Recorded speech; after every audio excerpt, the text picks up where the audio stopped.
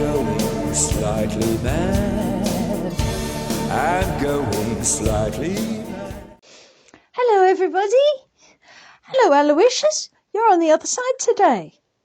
Yes, well, you're in a different costume. Well, I guess so. I guess you can be in the other hand if you want. Okay, Aloysius. Anyway, we have some really exciting things. Have you got a question? You've got a question, don't you? Yes, but we've got some really exciting things to show the people about our shop, because we have a shop, and if you want to come and support us, that's where you come and support us, at our shop. There are links down below, but we have some really exciting things for that, don't we, Aloysius? Yes, we have, to start with, we have this one, Poisoning the Nest, is in paperback now, and most exciting of all, now, remember, of course, we have our T-shirts, we have all the other books and all the other writing products, but the really big one, the really big one is the first part of Grant J. Everett's sci-fi trilogy, Scum of the Universe, is now out in print.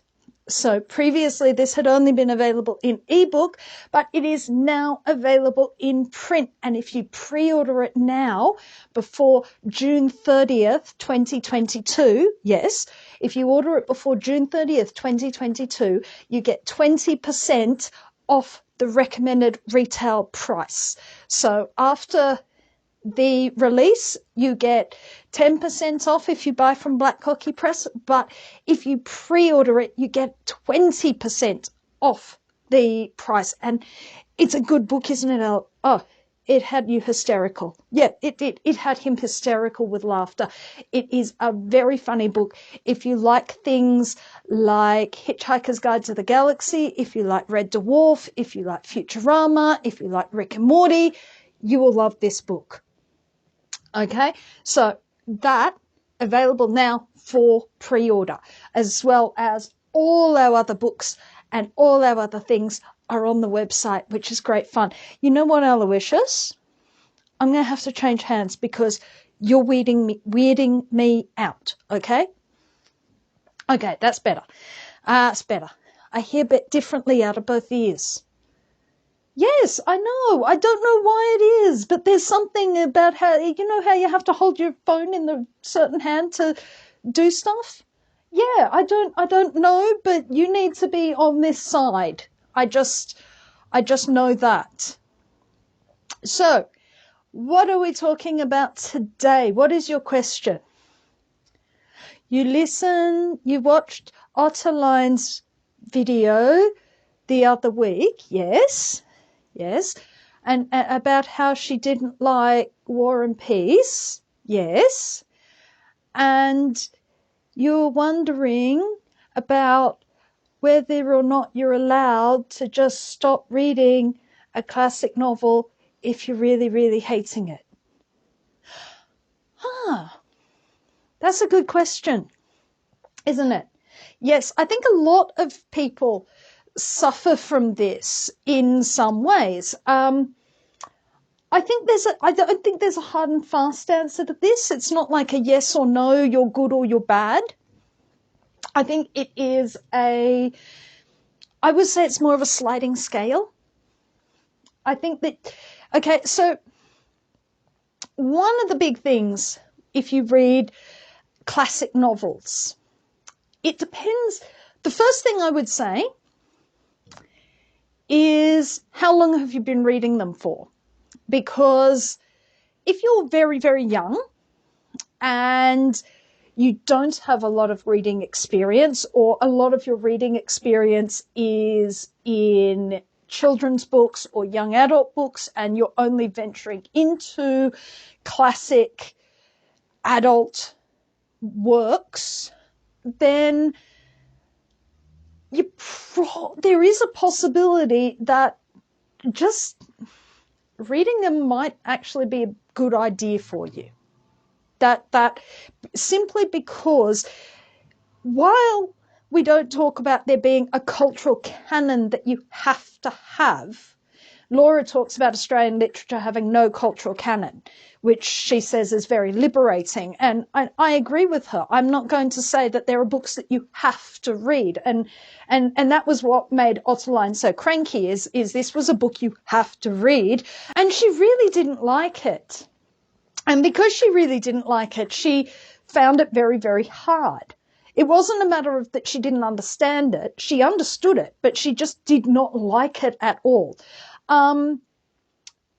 So she found made that really difficult. But there is a difference between not understanding something and not liking something. And if you have although we don't have a cultural canon, there is such a thing as cultural capital.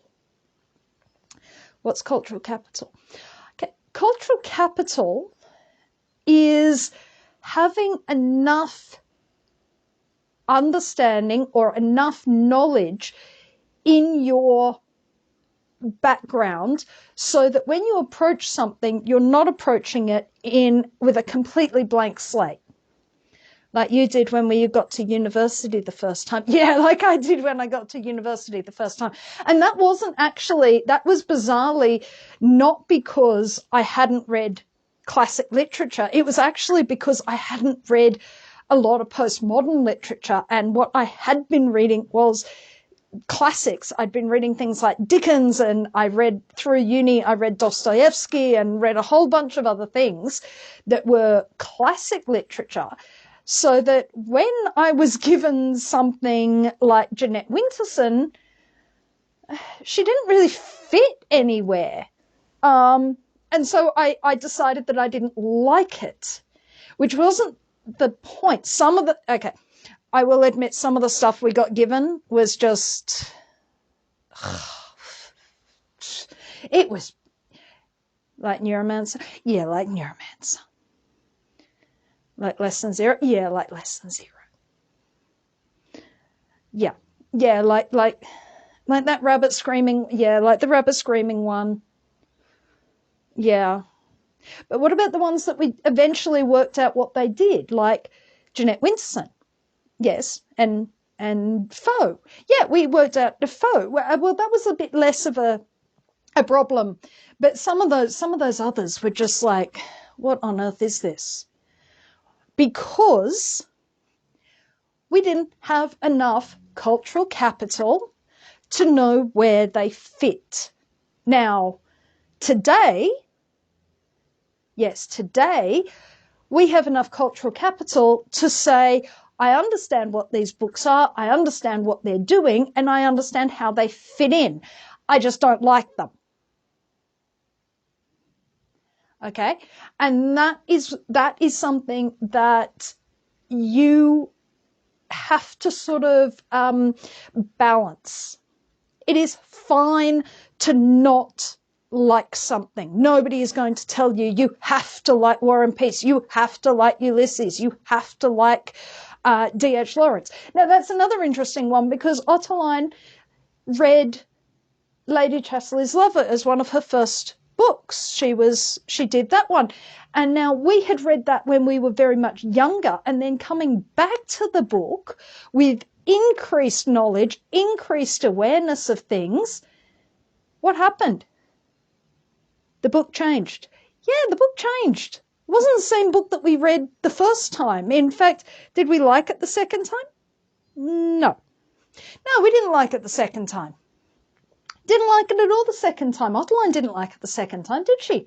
No, because in the meantime, we'd read other books that gave women a lot more sexual agency. Yeah. And all of a sudden, what had seemed radical as a naive reader seemed, are you kidding me? Are you kidding me? As a more experienced reader. And so sometimes it's not the books that change, it's you. And that can go backward, like both ways. As you can see, sometimes a book that you dislike when you first encounter it, I disliked Jeanette Winterson when I first encountered her again 10 years later and fell in love with her writing, can go the other way, that something you enjoyed when you were younger and had less understanding suddenly looks not so great. You mean it aged like milk? Yeah, it aged like milk. Some things, that's the other big thing about classic literature. Read old. Some of it ages like milk. Like the Brontes. Yeah, like the Brontes. I know we're going to be in so much trouble for saying that. What, because people have a romanticised idea of Heathcliff and Mr. Rochester? Yeah, because people have a romanticised the idea of Heathcliff and Mr. Rochester, when in actuality they're just gigantic walking red flags. Yes, because in actuality they are just gigantic walking red flags. So what this means is I am never, ever, ever reading Wuthering Heights or Jane Eyre ever again. Because for me, they've aged like milk. Reading them as a teenager with no understanding of romantic relationships, no real encounter, this seems romantic. And I'm pretty sure for the virginal Brontes, Mr. Rochester and Heathcliff seemed oh so romantic and Byronic, but have a little bit more maturity, experience, life. Gigantic walking red flags. Like what happened with Much Ado About Nothing. Yeah, like what happened with Much Ado About Nothing. Again, another one where a bit of age and experience meant that all that forgiveness of Claudio that you're willing to do because you're 13 and the actor is good looking, you're looking at again, as Her Infernal Majesty said, what did she say? Gigantic red flag. Gigantic red flag. The play didn't change. The viewer changed. So, if you're reading classic books, be aware that A, some things can age like milk. B, some things require a great deal of cultural capital to understand fully. C, you're not going to like everything. You know, we DNF'd Moby Dick, didn't we? Yeah. Got boring. I mean, there are huge passages about whaling that were just like, nah, not doing it. Bored now. Really, it was so boring. It was so boring. I know it's a classic. I don't care. It was boring.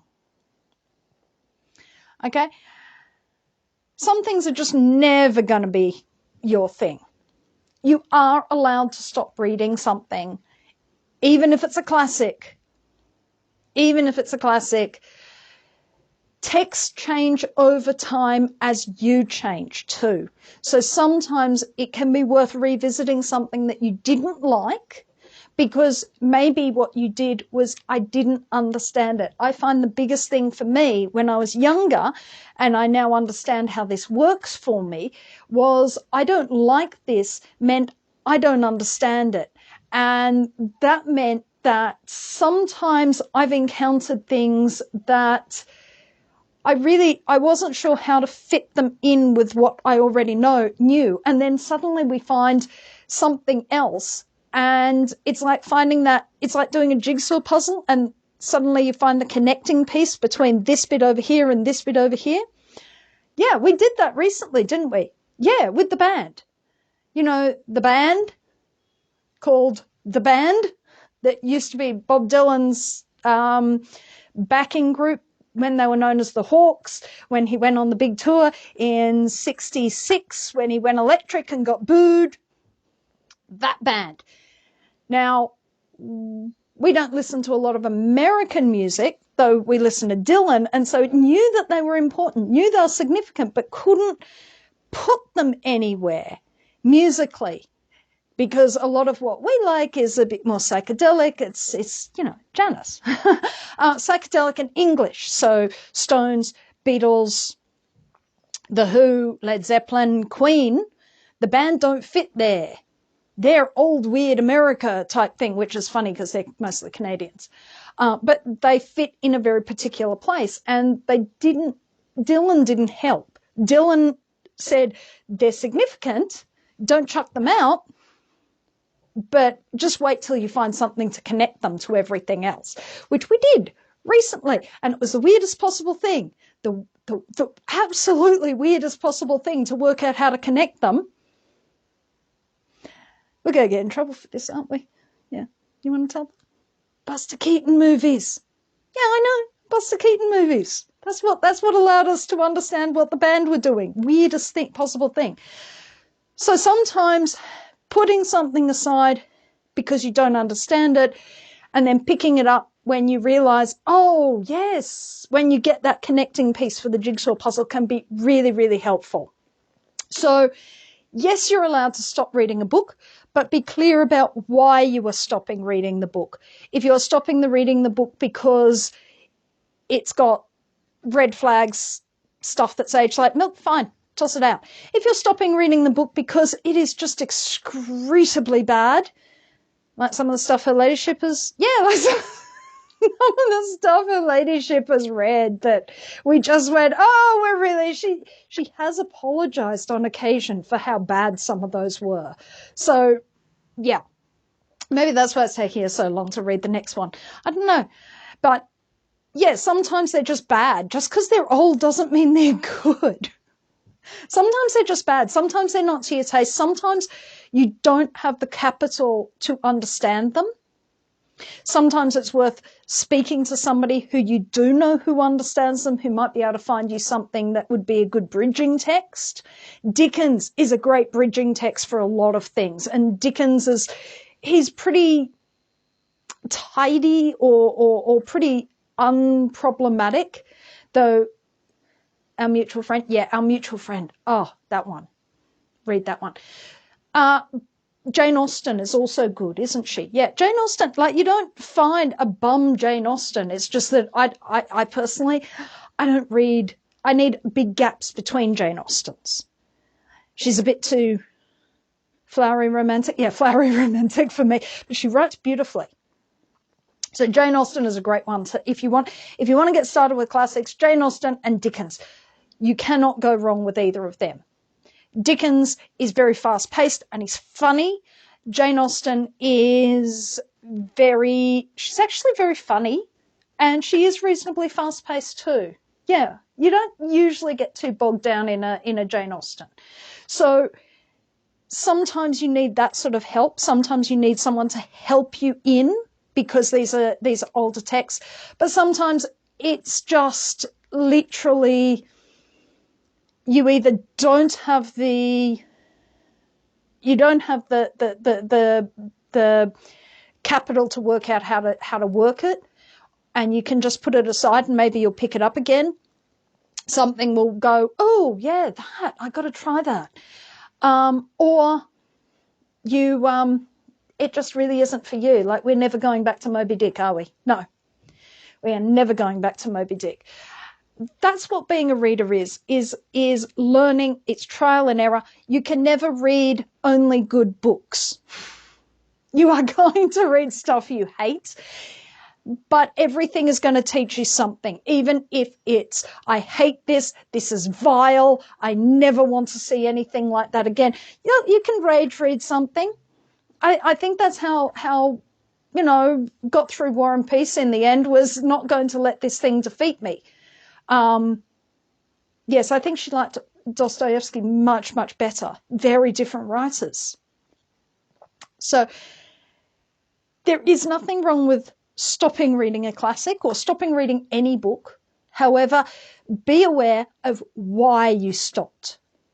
Why you stopped will tell you whether it's worth picking it up again or whether it is just, I don't like. So does that help you there, Aloysius? Yes? That helps you? Okay, so remember to pop along to our shop and it would really help us out. You'll save 20% off that new book too. So anyway, I'll see you again sometime later with another writing question, won't we, Aloysius? Yes. You're going to go off and read Dracula, are you? Ooh, nice choice. Nice choice. You mean you wrote horror and you've never read Dracula? No. Okay. You go read Dracula. Okay. De Volker Finger, ich bin ja Jesus, bin Bye-bye! If you would like to support this channel, come across to the Black Cockie Press website, www.blackcockiepress.com.au, where you will find books and other writing services to help with your writing.